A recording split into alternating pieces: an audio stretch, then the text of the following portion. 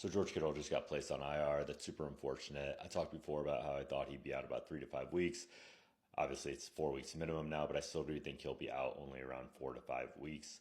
We talk a lot about why hamstring recovery takes so long, but it's a specific part of the hamstring that determines whether it's going to be a longer recovery. And it's basically these white bands right here. It's a lot more of a recovery time if it gets injured right at that proximal region where it attaches to the bone. But a lot of times people don't get that the tendon actually extends really far into the muscle belly, and that's called the intramuscular tendon. So I'm hypothesizing that when they got the MRI, they saw that the tear not necessarily was super big, but it probably involved the tendon. The tendon has really poor blood supply, so it takes a longer recovery, and that's why they were able to definitively say that he's not going to recover quicker than expected in this case, or at least quicker than a 3 to 4 week period of time. So they opened up a roster spot by putting him on IR. Let's talk about some good news though, okay? So Drake London, everyone's wondering whether he's going to suit up because he's a PPR monster right now.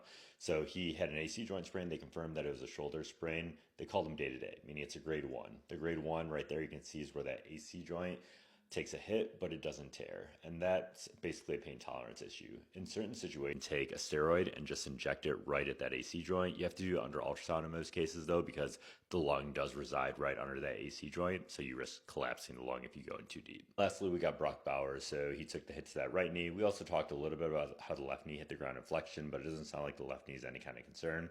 So at the right knee, we talk about that MCL, which when the knee buckles inwards, he probably has a mild strain of that. We talked before about how these arteries right here, the geniculate arteries, provide great blood supply. So it's one of the few ligaments that actually heals back really well. Regards to Drake London, I think he's got a really good shot at suiting up this week. Let's call it about 80 to 90%.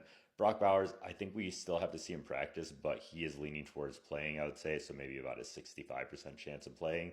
Overall, though, I don't anticipate, even if either of them miss 1 week, I don't see them missing anything past that.